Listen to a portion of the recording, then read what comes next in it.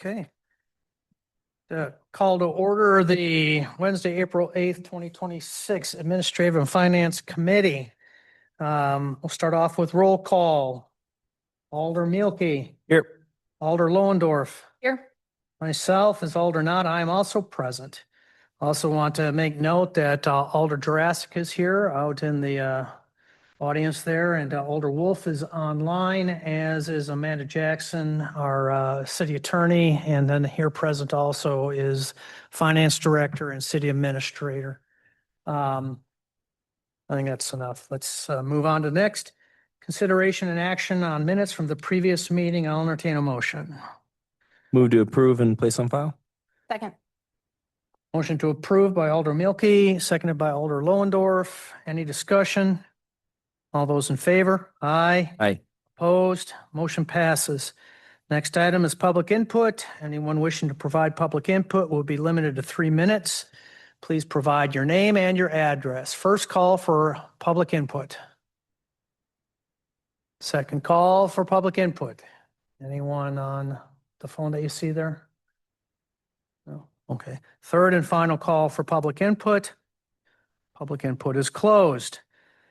Item number 4, recruitment update from Human Resources Director Amy Franzen. Good evening. For the month of March, we did fill 2 regular positions. That's our Public Works Maintenance Worker and our Rec Manager.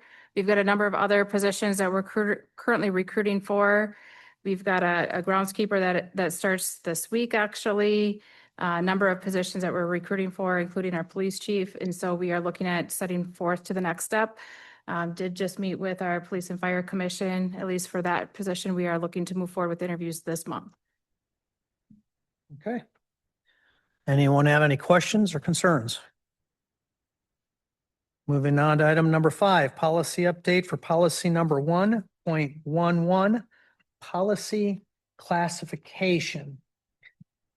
This has to do with going to the 30-hour full-time positions as well. And we have a redlined copy in front of us. Amy, would you be covering this? Or you will, city administrator? Okay. I'll start out with it, and if there's anything additional, Amy can jump in as well.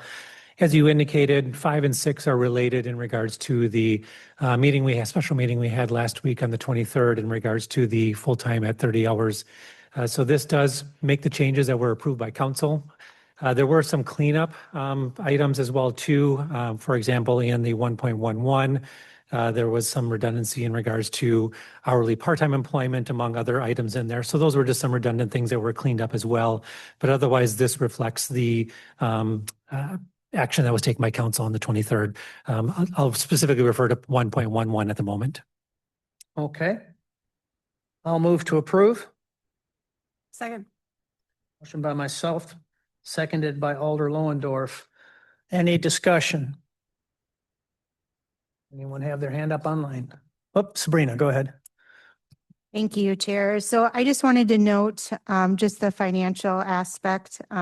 If any employee does meet that 30-hour criteria, a single health plan, what that would cost the city is $11,315.16.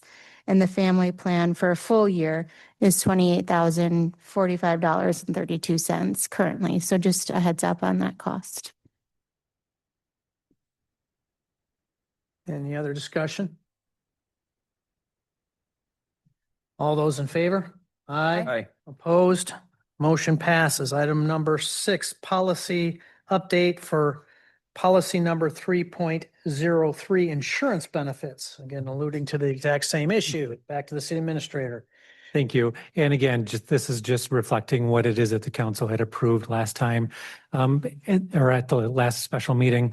The other thing I will just state that upon approval of these 2 policies, there are going to be some administrative changes we'll need to make in some other policies, because throughout other benefit policies, it refers to a regular part-time employee at 30 hours. We would be removing that part-time language, but we would not be removing anything or changing anything substantively. It would just reflect the change here. So from my perspective, it would be an administrative change that wouldn't need to come back unless we were doing some kind of substantive change, unless I'm directed otherwise. Motion to approve. Second.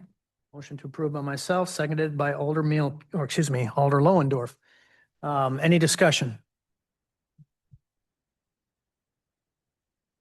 All those in favor? Aye. Opposed? Motion passes.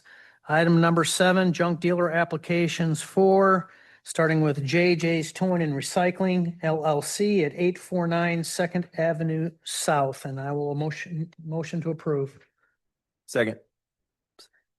Motion to approve by myself, seconded by Alder Milky. Any discussion? All those in favor? Aye. Aye. Opposed? Motion passes. And then 7B is junk dealer application for D&M Recycling, 841 Second Avenue South. I'll move to approve. Second. Motion to approve by myself, seconded by Alder Lohendorf. Any discussion? All those in favor? Aye. Opposed? Motion passes. Item number 8, special event application for the YMCA to host a spring gala at the YMCA, 400 Mason Street on Friday, May 8th from 5 p.m. to 10 p.m. I'll move to approve. Second. Motion to approve by myself, seconded by Alder Milky. Any discussion? Just a question. Yeah, go ahead. Do we know anything about like, is it similar to like when we did like with Natty West where they had like something blocked off for this? Do we know? They're actually be holding it inside the YMCA. Okay. Okay. Sounds good. I was just curious if it was going to be like how they fenced off or anything. So Yeah. Thank It's you. indoors, and just based on the size of the event, they needed to get a special event permit. got it. Okay. Thank you. Any other questions or concerns? All those in favor? Aye. Aye. Opposed? Motion passes. Item number 9, temporary alcohol beverage license, AKA picnic license for YMCA Spring Gala held at 400 Mason Street on Friday, May 8th from 5 p.m. to 10 p.m. I will move to approve. Second. Motion to approve by myself, seconded by Alder Lohendorf. Any discussion? All those in favor? Aye. Opposed? Motion passes. Item number 10, request by Great River Harley Davidson, 116 Oak Forest Drive, to extend the alcohol premise description to include their parking lot from 9 a.m. to 12 p.m. on the following dates: June 20th, July 18th, and August 15th. I will move to approve. Second. Motion to approve by myself, seconded by Alder Milky. Discussion. All those in favor? Aye. Aye. Opposed? Motion passes. Mike, you got the com. All right, I'll try to be as smooth as you. Moving on to the finance portion, item 11, 2026 general fund financials, and we'll pass this over to Sabrina, our finance director. Thank you. In your packet, starting on page 21 is the general fund financials. I can draw your attention to page 22. This gives us our total revenues through February 28th of 2026. As you can see, we have 95.09% remaining to hit our total budgeted expenditure or total budgeted revenues for the year. As of March 28th of 2025, we were at 95.29%, so almost identical to where we were in 2025. Then if I can draw your attention to page 35, this is going to show us our total expenditures through February 28th of 2026. We have 84.37% remaining to hit our budgeted expenditures. As of February 28th of 2025, we were at 85.03. So fairly close to where we were in 2025. I don't have any concerns this early in the year. Then following on page 36 and 37 is the balance sheet for the general fund. Other than that, I don't really have anything to report. We just finished our financial statement audit in the month of March. So they'll be coming to do a presentation likely in June. But other than that, I don't have anything else right now. Thank you, Sabrina. I'll move to approve and place on file. Second. All right, we have a motion by Alder Milky. It's been seconded by Alder Lohendorf. Any discussion on this matter? All those in favor? Aye. Aye. Any opposed? Motion carries unanimously. And on to item 12, 2026 Omni Center financials. And again, we'll pass over to Sabrina.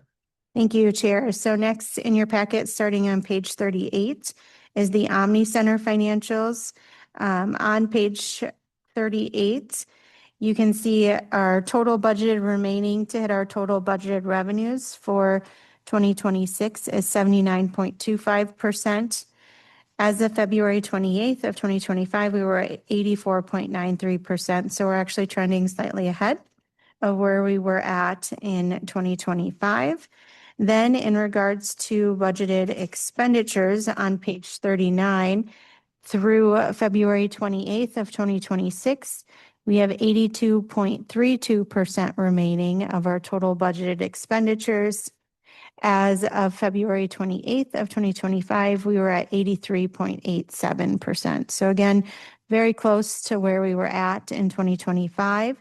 Then on page 40 is the balance sheet for the Omni Center. All right. Thank you so much, Sabrina. And I will go ahead and move to approve the 2026 Omni Center financials and place on file. Second. All right. We have a motion by Alder Milkey. It's been seconded by Alder Lowendorf. Any discussion on this? All those in favor? Aye. Any opposed? Motion carries unanimously. On to item 13, the policy regarding use of pennies. Again, this is Sabrina as well. Yeah. So the shortage of pennies is becoming an actual issue for the city. Our bank is no longer providing pennies. I think that happened in January was when we got I think it was even December, the last time we were able to receive any pennies from our local bank.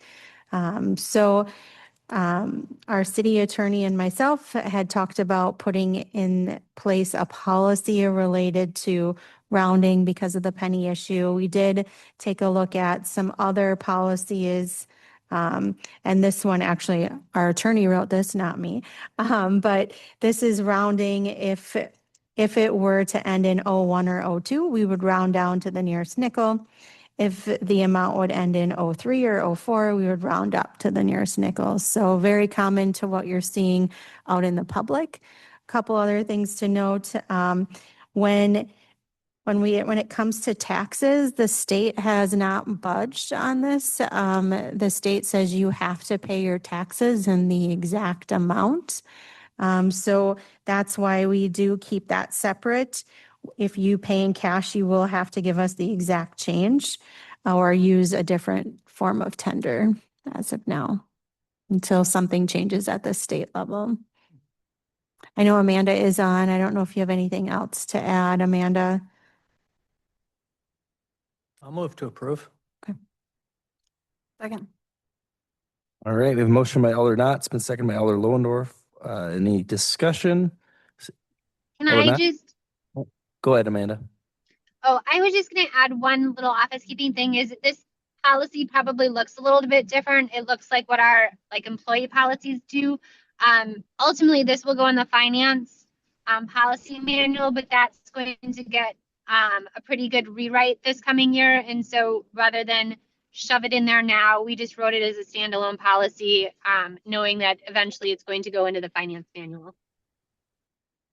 Okay. Thank you, Amanda. Alder Knott? Yeah, and I can't imagine it will, but is this going to cause any issue with any of our vendors? I don't think so. One would think it would pretty much all work out in the end, Yeah. plus or minus most a buck or two every year. So, yeah. Are we working with cash with our vendors? They're primarily like check or ACH payments, aren't they? Correct. We do mainly check. And this is only applying to cash payments because of the penny shortage. Oh, okay. So it doesn't have to do with anything going out from us. It's only Right. for people paying to us. Correct. Got it. Mhm. Right. All right. This will be the same for like fees for the police department. I guess, are they rounded already? I don't even know. This would go to that as well. But they are typically rounded to I think within 80 cents is like a. Sorry to put you on the spot, Tim. I just was curious. But this would apply to those payments as well, but Okay. Sorry, I didn't have a microphone, but that is correct. They all of our bond amounts and in an even number. Yeah. So, Okay, thank you. Any other discussion? All right, we have a motion on the floor by Alder Knott, some second by Alder Lowendorf. All those in favor? Aye. Aye. Any opposed? All right, motion carries unanimously. On to item 14, resolution 11-2026, amending the 2026 general fund budget for the police staffing study. And Sabrina? Yeah, pass it I'll to you. start. So in 2025, the prior chief came forward with a recommendation that the police department move forward with a salary study. Finance and personnel at that, we were already administrative and finance had moved forward with approving that the police department move forward with that staffing study. At the time, there was room in the budget for the police in 2025 to cover some of the cost of what we were projecting the cost to be. But now that we're in 2026, what's left in the city study fund is $29,270, and the estimated cost is around $50,000. So there is a resolution in here looking for a budget amendment of $20,730,000 to go to the police department other contractual services account, so they're able to fund this study. And I don't know if Interim Chief Berg wants to add anything regarding the study itself. absolutely. Thank you. I'm just here to answer any questions that you might have. In speaking with staff and my personal opinion, this is definitely money well spent. I have some ideas of where we need to go as far as staffing. That's the main focus right now, at least for me. But I think it would be great to have another opinion, that being a professional opinion. The companies that we interviewed and have ultimately selected have a lot of experience in this area from, working with various agencies across the country. And I think it would be money well spent.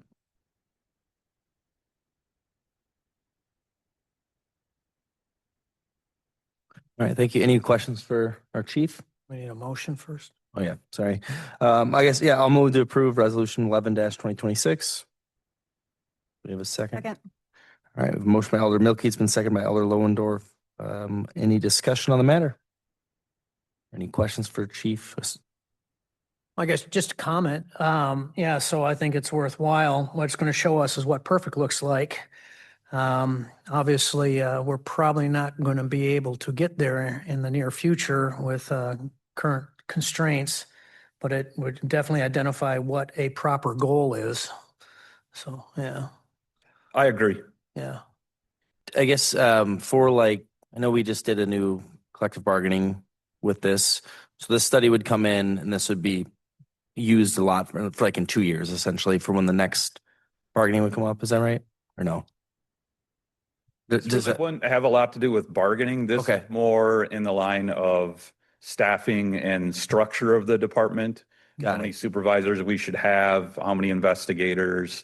Okay. Kind of more of a best practices type analysis. All right. So it reminds me of the fire study we did where we had all that the federal data come back and all that. Okay. Correct. Thank you. And in my, going on 29 years of being here, I don't know that we've ever had a study like this before. Okay, cool. All right. Kathy? Just for Sabrina, knowing that we had $29,270, right? It looks like from the previous fund. Is the additional $20,730, are we expecting to take that from the general fund? Correct. Thank you. Any other discussion? All right. Thank you again. All those in favor? Aye. Any opposed? All right. Resolution carries unanimously. And on to item 15, the discussion of possible action on a claim by T. Nickel regarding snowplow vehicle damage. Note the Common Council may convene in closed session under section 19.851G of the Wisconsin State Statutes for the purpose of conferring with legal counsel for the governmental body who is rendering oral or written advice concerning strategy to be adopted by the body with respect to litigation in which is or is likely to become involved. The council may reconvene in open session to take necessary action and or continue with the printed agenda. Do we have a motion? Does Amanda want to chime in with a further reason why we need to go to close or no? Amanda? Yeah, we're gonna discuss a claim that was brought against the city. Okay. I'll move to go into closed session. Second. Right, we have a motion by Alder Knotzman, second by Alder Lohendorf. Any discussion? All those in favor? Does that have to go by roll call? Sorry. All right, sorry. We'll do this by roll call. All right, Kathy Lohendorf. Aye. Stephen Nutt. Aye. Mike Milky. Aye. We're in All closed right, we are in closed session.